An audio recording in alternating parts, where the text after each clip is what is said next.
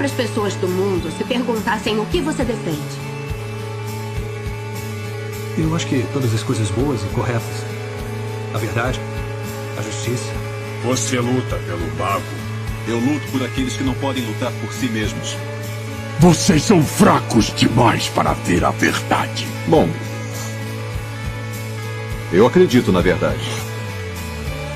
Mas também sou um grande fã da justiça. Por que colocou esse preto? Porque, Lois, mesmo nos momentos mais sombrios, a esperança aparece. A esperança é a luz que nos tira da escuridão. Eu vejo um futuro brilhante pela frente. E haverá paz quando todos os povos do mundo quiserem tanto isso, que seus governantes não terão outra escolha. Eu queria que vocês vissem a Terra como eu vejo.